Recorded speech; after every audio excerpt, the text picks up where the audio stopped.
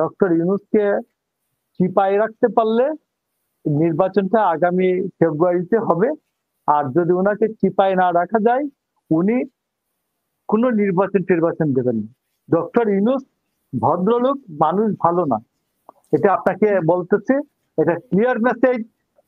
Doctor Yunus এবং তার যে এই এনজিও গ্রাম সরকার আছে, এই সবগুলো হচ্ছে ভদ্রলোকের লেবাস গায়ে, একটু ভিতরে মানুষ ভালো না। এই জন্য আন্দোলন সংগ্রামের জন্য সবাই জারি রাখেন, এইটি হচ্ছে ক্লোজিং রিমার্ক। আমার বড় দল, আমার বড় সংসারে যেমন দুষ্ট ফুলাফান দু একটা থাকে, বিচার আচার করতে হয়, শাসন করতে হয়। আমাদের অনেক বড় দল, ফুলাফান দুষ্টামি করলে আমরা শাসন করি। আর যদি ইয়ে হয় কি বলে কোনো ক্রিমিনাল অফেন্স করে, রাষ্ট্রের ইয়ে আছে, আইন শৃঙ্খলা বাহিনী আছে, ওদেরকে দেখবে, ধরবে। আমি বলি ওই দিন যখন উনি দেখেছেন যে ওনার সারাদিন ধরে সকাল 10টা থেকে 7:30 পর্যন্ত ওনার দুই উপদেষ্টা এবং ওনার যে deputy chief adviser Shafiqul Alam, মানে ওনার প্রেস সচিব, ও তো উপদেষ্টাদের থেকে বড়। তো আমি ওনাকে বলি deputy chief adviser Shafiqul Alam. Thank you এই কথা বলার জন্য, থ্যাংক ইউ। তো ডেপুটি চিফ অ্যাডভাইজারকে যখন আটকায় রাখছে, দেখতে যে পুলিশ এবং আর্মি কোনো কাজে লাগতেছে না, তখন উনি মনে করেছেন যে ইমার্জেন্সি একটা মিটিং ডাকা দরকার, যাতে বিএনপি সমর্থক বা আদার্স অন্যান্য সমর্থকরা ধরে ওনার অ্যাডভাইজারদেরকে ধরে যেন রাস্তাঘাটে না পিটিয়ে। বাংলাটা হলো এইটা, বুঝছেন? উনি লন্ডনে গিয়ে বৈঠক করেছেন, দেখতে ওনার যে ওই ফ্রান্সে একটা পীর সাহেব আছে না, ওনার ওই ফ্রান্সের পীর সাহেব যখন বলতো, ও মির্জা ভাই, আপনারা না ইউনূসের বিরুদ্ধে আন্দোলনের ডাক দিবেন, ডাক দিয়ে দেখেন কর্মী সমর্থকরা আপনাদের ধরে পিটাবে। তো দেখতে যে আমাদের ইঞ্জিনিয়ার ইশরাক বিএনপি লাগে নাই, শুধু ইঞ্জিনিয়ার ইশরাকের ডাকেই Hare road, Bailey road, Minto road অচল। তখন উনি দ্রুত মনে করছে 5.5 কোটি টাকা শ্রাদ্ধ করে তারেক রহমানের সাথে একটা মিটিং করে আসছে, এবং সারা দেশে প্রশান্তির একটা আবহাওয়া বিরাজ করলো। এবং এইটা টোটালি ফ্রড কেস, একটা চিটিং। নেশনের সাথে বিএনপির সাথে এটা টোটালি একটা প্রধান উপদেষ্টা একটা চিটিং, একটা বাটপাড়ি, তার আর কিছুই না। তো এই জন্য আমি আপনাকে বলছি যে বাংলাদেশে যারা এই লন্ডন বৈঠকের পরে খুব প্রশান্তির আবহাওয়া গায়ে লাগিয়ে, হাওয়া লাগিয়ে মনে করছিলেন যে সব আপসে হয়ে যাবে, আপসে নেই হুয়া। এটা আপসে হবে না। এটা ডক্টর ইউনূসকে চিপায় রাখতে পারলে নির্বাচনটা আগামী ফেব্রুয়ারিতে হবে।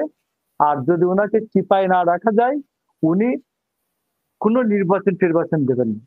আপনি দেখুন যে 77 বছরের হিস্ট্রি আমি গেটে দেখেছি, কোনো প্রধানমন্ত্রী, কোনো প্রধান উপদেষ্টা, ইভেন চিফ মার্শাল অ্যাডমিনিস্ট্রেটর, এরা কেউ কোনোদিন প্রধান বিচারপতিকে দেখে পাঠাননি। ডক্টর ইউনূস প্রধান বিচারপতিকে দেখে পাঠিয়েছেন। কারণ প্রধান বিচারপতির এখানে কিন্তু প্রতিদিনই আসে। বাংলাদেশের সবচেয়ে ক্ষমতা কার হাতে, সবচেয়ে স্বৈরাচারী ক্ষমতা কার হাতে? তিনি যদি স্বৈরাচার হতে চান আর কি, প্রধান বিচারপতির হাতে।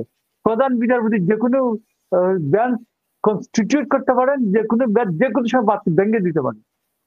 এইরকম ক্ষমতা আর পৃথিবীর কারো হাতে নাই। তো এই জন্য আমি বলছি যে প্রধান বিচারপতিকে যে উনি ডেকে পাঠিয়েছেন, এটা খুবই অন্যায় কাজ করছেন। হাসিনা নিজেও প্রধান বিচারপতিকে ডেকে পাঠায়নি। এমনকি তার যে দাসানুদাস সুরেন্দ্র কুমার সিনহা, এই এসকে সিনহাকেও শেখ হাসিনা ডেকে পাঠায়নি। শেখ হাসিনা কথা বলেছে সিনহাকে ডেকে বঙ্গভবনে ডাকিয়েছে রাষ্ট্রপতিকে দিয়ে, ওইখানে কথা বলেছে। ওই সৌজন্যতাটা রাখার যে ভূত জ্ঞান হাসিনার ছিল, যেটা ডক্টর ইউনূসের নাই। তো ডক্টর ইউনূস তো যে কোনো কাউকে ডেকে পাঠান, তো খুবই খারাপ। এবং আমি বিএনপি তাকে নিঃশর্ত সমর্থন দিয়ে যাচ্ছে, আর না দিলে যে টিকবেও না। নির্বাচন কমিশনের সাথেও তো ওনার কথা হয়েছে। এবং প্রধান নির্বাচন কমিশনারকে আমরা দেখেছি, কোন প্রধানমন্ত্রী কোনদিন প্রধান নির্বাচন কমিশনারকে ডেকে পাঠান না। উনি দেখেছেন এত সমালোচনার পরেও প্রধান বিচারপতিকে ডাকার যে সমালোচনা আমি মেইন স্ট্রিম মিডিয়া যেগুলি আছে এইখানে আমি সমালোচনা করছি বিশ্রীভাবে। আমাদের অনেক ইয়ারা বলেছেন, যে আইনজীবীরা বলেছেন এটি কিন্তু কি বলে ইয়ে হতে পারে, এই বিচার বিভাগীয় অবমাননা হতে পারে, আদালত Contempt of অবমাননা court. হতে পারে, ঠাকুর ভাই কন্টেম্পট অফ কোর্ট। হ্যাঁ কন্টেম্পট অফ কোর্ট হতে পারে। আমি বলছি ভাই কন্টেম্পট অফ কোর্টে 1 বছর না হয় জেল খাটলাম, 1 বছর না হয় আমি জেল খাটতে রাজি আছি, তাও যদি সবার কানে পানি যায়। আমি তো ঠাকুর ভাই এশিয়ান টিভিতে ওই সময় আলাপ করছিলাম। হ্যাঁ, তো আমি আপনাকে বলছি যে এই ভদ্রলোকের এই লোক হচ্ছে ভদ্রলোক, মানুষ ভালো না।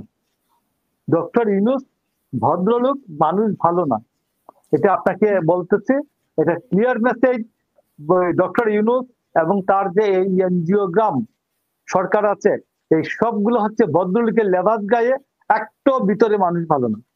এই জন্য আন্দোলন সংগ্রামের জন্য সবাই জারি রাখেন। এইটি হচ্ছে ক্লোজিং রিমার্ক। Thank you. আরেকটা প্রশ্ন আপনাকে করেছিলাম, সেটা হচ্ছে যে দলের নেতা কর্মীকে সামলাতে পারেন না, তাহলে মানুষের নিরাপত্তা কিভাবে দিবে? আমার দল ভাই বড় দল, আমার বড় সংসারে যেমন দুষ্ট ফুলাফান দু একটা থাকে, বিচার আচার করতে হয়, শাসন করতে হয়। আমাদের অনেক বড় দল, ফুলাফান দুষ্টামি করলে আমরা শাসন করি। আর যদি ইয়ে হয় কি বলে কোনো ক্রিমিনাল অফেন্স করে, রাষ্ট্রের ইয়ে আছে, আইন শৃঙ্খলা বাহিনী আছে, ওদেরকে দেখবে, ধরবে। তো আল্লাহ এইটাই, এর বেশি কিছু এক্ষেত্রে বলার নেই।